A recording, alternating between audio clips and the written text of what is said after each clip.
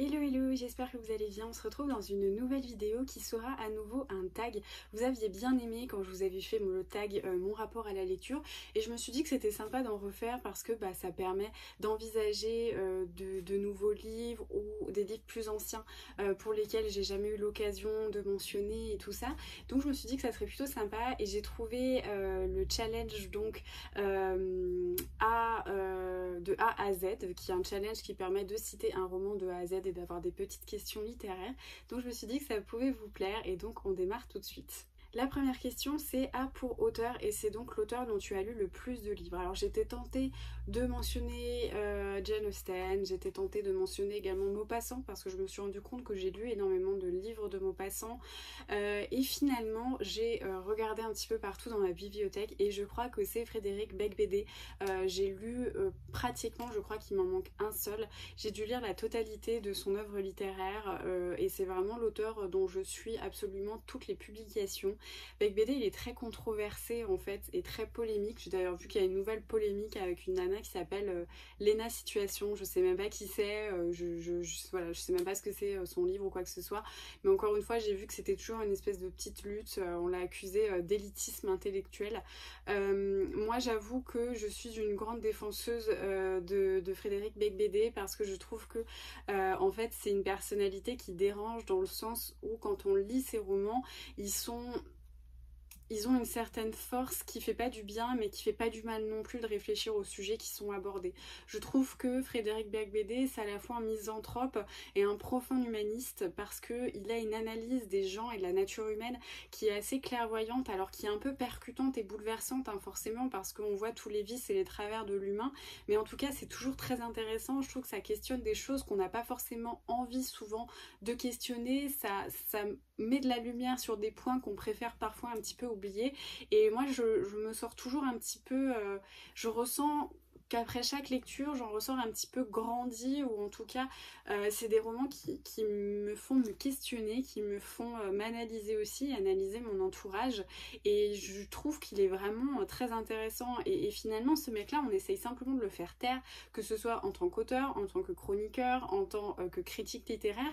Tous ces avis posent toujours problème mais en même temps je trouve qu'ils sont toujours bourrés de réalisme. Il a une vision des générations, de la sienne et de la nôtre, enfin en tout cas de la mienne, qui est assez clairvoyante moi je trouve et c'est vrai que je trouve qu'il est toujours très critiqué, il est un peu sous-estimé alors qu'il a une analyse assez incroyable. Moi j'irais pas jusqu'à dire que je le trouve très philosophe, mais en tout cas il a une part d'analyse comme ça qui est assez intéressante et ses romans je trouve qu'ils sont vraiment très très instructifs. Donc ouais je pense que c'est Beigbeder parce que j'ai lu le plus de livres et je sais qu'à chaque sortie, à part s'il me décevait énormément, mais je la lirai quand même, donc ouais je dirais Beigbeder. Ensuite on a B pour Best, la meilleure suite de série. Alors je sais pas trop ce que ça signifie suite de série, est-ce que c'est la série globale, j'en sais rien. Je dirais Gardien des cités perdues parce que j'avais adoré le premier tome et quand j'ai découvert les autres j'ai trouvé que c'était vraiment super. Donc bon on est redescendu un peu en intensité à partir du 5 je trouve, mais en tout cas ouais je dirais que le Gardien des cités perdues, ouais, je vois pas quoi trop d'autres citer sinon. Ensuite c'est C pour Currents, donc ma lecture en cours et c'est donc les chroniques de Sainte-Marie, le premier tome, d'un monde à l'autre, non un monde après l'autre, alors si en plus je connais même pas le titre, par Jodi Taylor que j'avais super envie de commencer et ça commence très bien. J'ai lu 100 pages hier, s'il n'était pas 22h je pense que j'aurais continué parce que je suis à fond dedans, donc c'est une très bonne lecture. Ensuite c'est D pour Drink et donc ma boisson qui m'accompagne pour mes lectures et je dirais que c'est le thé parce que voilà je prends pas trop de gros café dans l'après-midi, voilà la deuxième moitié de la journée je préfère passer à la théine, ça a moins comment dire, de facteurs énergisants pour moi, donc vu que souvent je me fais un thé dans l'après-midi, enfin en tout cas une boisson chaude dans l'après-midi, c'est toujours le thé que je privilégie. Ensuite, on a E pour e-book ou roman papier et ça je pense que ce sera une surprise pour personne si je dis roman papier. Je le dis tout le temps mais pour moi rien ne remplace le livre papier, pouvoir avancer dans les pages, les toucher, les corner. Moi je corne mes pages, hein. Désolée pour les puristes, mais que ce soit l'e-book ou même le roman, enfin le livre audio, pour moi il n'y a rien qui remplace vraiment le livre papier. Je suis team papier pour toujours. Ensuite, on a G pour Glad, un roman auquel tu es contente d'avoir donné une chance. Je sais pas trop en fait parce que je regarde pas trop les avis des livres en fait. C'est assez rare que je le regarde, mais je pense que dernièrement, celui qui me vient à l'esprit, c'est La Villa aux étoffes.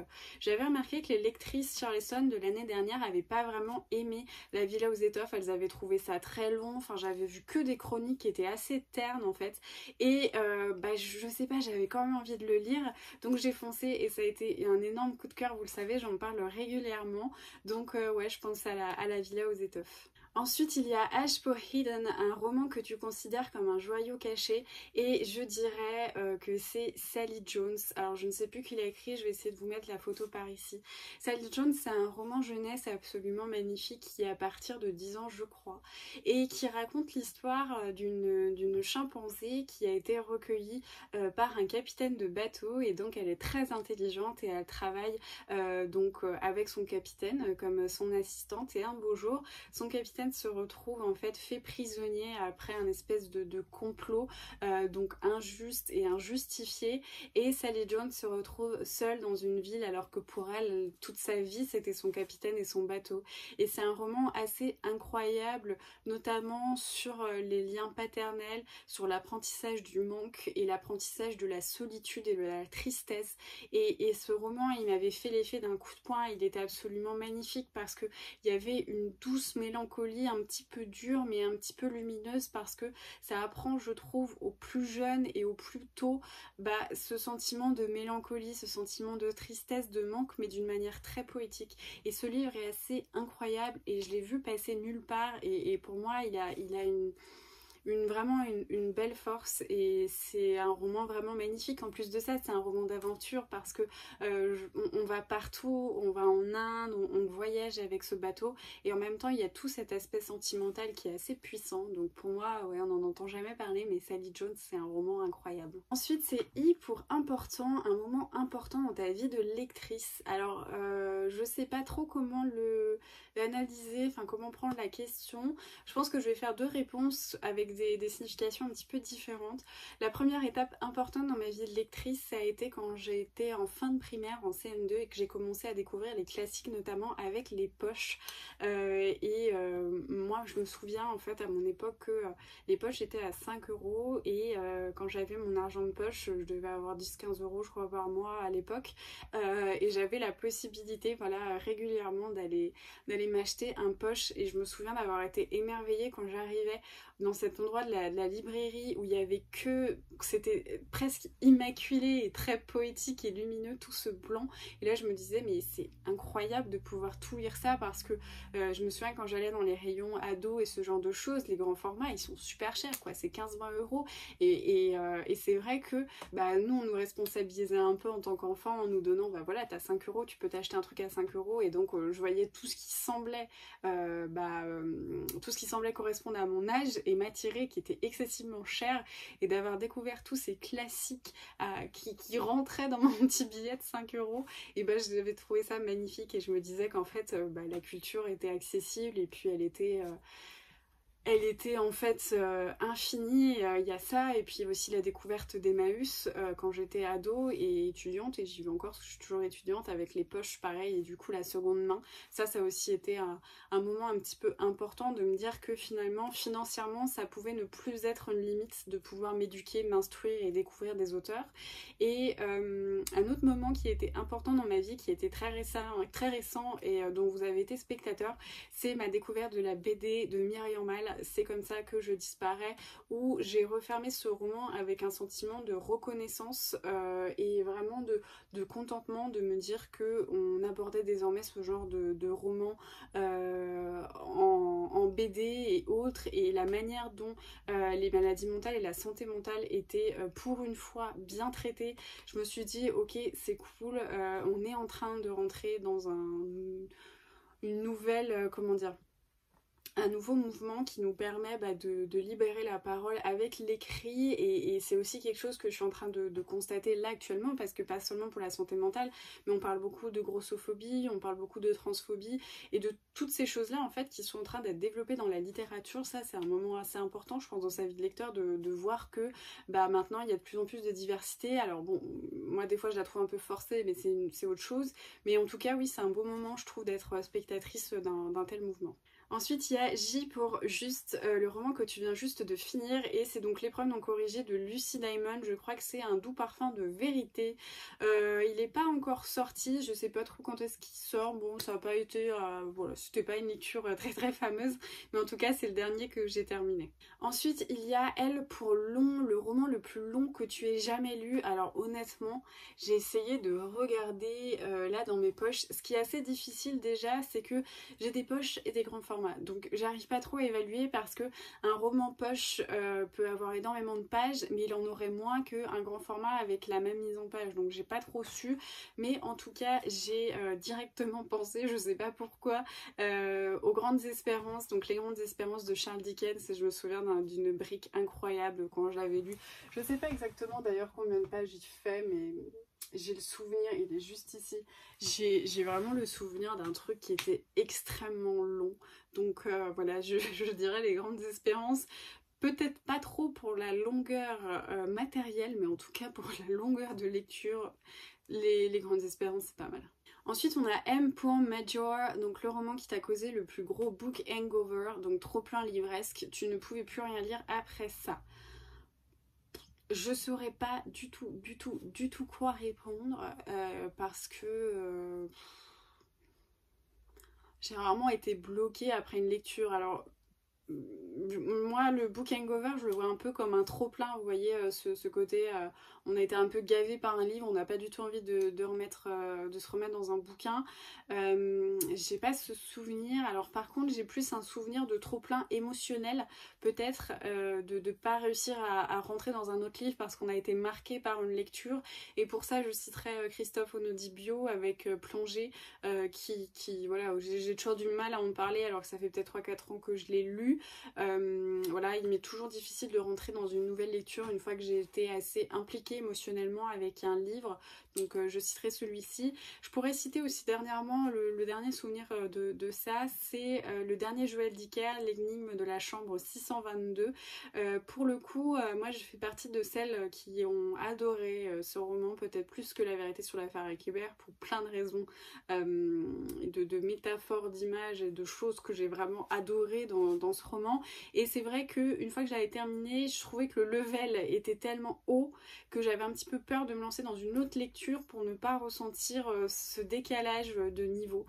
Donc ouais, je dirais Joël Dicker.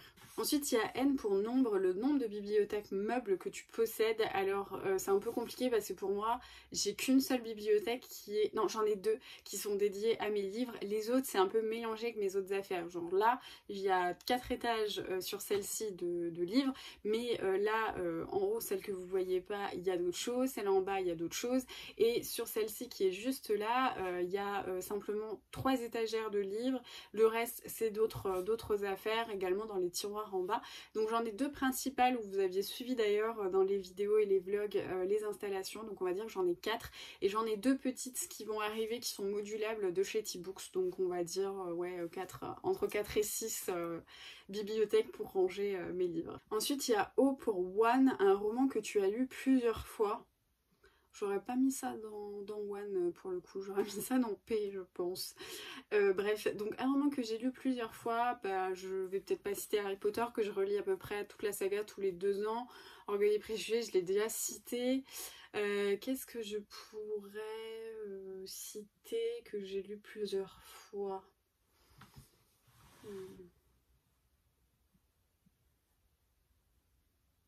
Ah si, il y a Paris est une fête de Ernest Hemingway que j'ai lu vraiment plusieurs fois parce que je l'adore et je chéris ce livre. Donc ouais, je dirais celui-ci. J'ai dû le lire 2-3 fois en fait.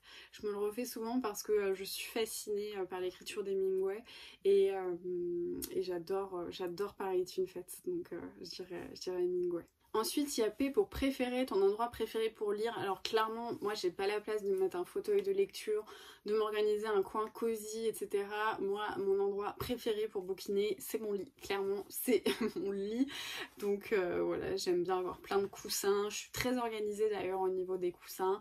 Il y en a derrière moi, derrière ma nuque. J'en ai un pour mon coude droit parce que sinon j'ai des tendinites dans ce bras-là. Et puis l'autre, il est calé sur ma table de chevet. Voilà, donc je suis hyper organisée dans mon lit, vraiment, c'est une science exacte. Ensuite, il y a Q pour quote, une citation d'un livre que tu as lu qui t'inspire ou qui te fait ressentir plein d'émotions, et je dirais sans hésitation la citation du Portrait de Dorian Gray qui, en plus d'être un de mes livres préférés, accueille cette citation qui est, je pense, la plus évoquante dans ma vie et la plus à propos par rapport à moi, et ça dit: on donne toujours volontiers ce dont on a le plus grand besoin soi-même. C'est ce que j'appelle le comble de la générosité, et ça, mes amis qui passeront par là sauront que c'est le gros problème de ma vie et c'est la citation la plus pertinente. Et je me permettrai aussi de rajouter une petite citation de Harry Potter dont j'ai le cadre dans ma chambre, qui est que le bonheur peut se trouver n'importe où. Il suffit simplement que quelqu'un se rappelle de rallumer la lumière dans l'obscurité, plus ou moins dans le même ordre, ou je sais pas, mais en tout cas celle-ci je l'aime beaucoup parce qu'elle véhicule un beau message sur lequel on peut trouver de la lumière même dans les moments les plus sombres, donc je l'aime beaucoup aussi celle-ci. Alors ensuite, là vous le voyez pas mais j'ai préparé mon truc quand même, hein. J'ai pas non plus essayé de faire ça à l'arrache pour pas avoir trop et d'hésitation dans cette vidéo, mais il y en a une pour laquelle vraiment je ne sais pas quoi répondre.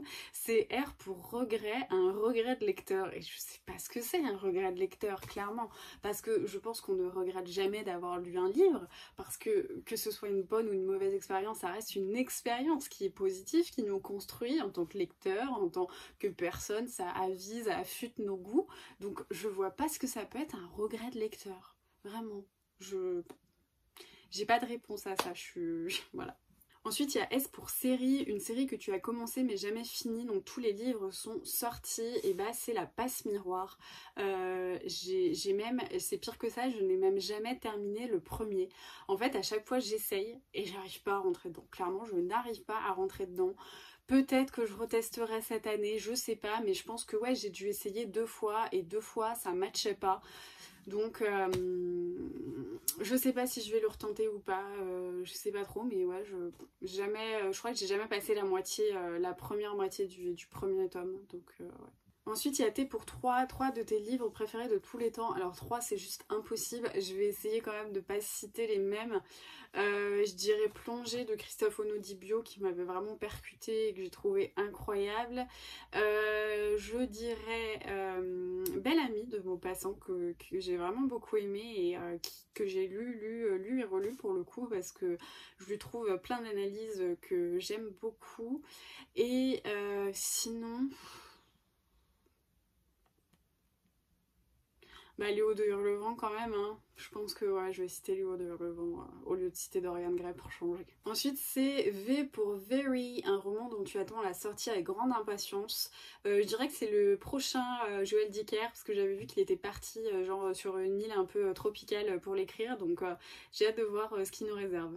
Ensuite, il y a W pour Worst, ta pire habitude livresque. Alors là, c'est pareil, je sais pas trop, je suis un peu maniaque avec mes livres, mais pas non plus énormément, parce que des fois je lis des trucs qui sont tout pourris et qui viennent de chez Emmaüs, donc je pense pas que je sois maniaque à ce point-là. Peut-être maniaque quand j'achète du neuf, c'est vrai que là pour le coup ça me saoule un peu quand les trucs sont tout pourris, genre mon tome 6 ou 7, je crois que c'est mon tome 7 de Gardien de la Cité Perdue, je l'ai acheté neuf et en fait toute la dorure est partie, donc je pense qu'il avait été trop exposé au soleil, en tout cas il y a quelque chose, et ça du coup ça m'agace bien d'ailleurs, donc je pense que je finirai par le racheter, donc ça c'est un petit peu chiant forcément, mais sinon je dirais que, alors je sais pas si c'est ma pire habitude, mais en tout cas je peux pas m'arrêter de lire tant que je suis pas au dernier point final d'un chapitre. Voilà, j'ai du mal à arrêter, donc des fois quitte à être en retard, je préfère terminer ma page.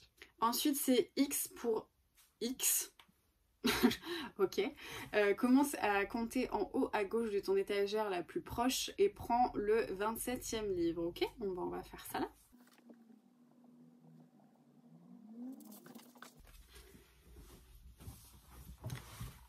Eh bien, c'est Ça raconte Sarah de Pauline Delabroix à l'art. Je sais pas si vous en souvenez, je l'avais lu cet été, c'est un roman que j'avais très envie de lire.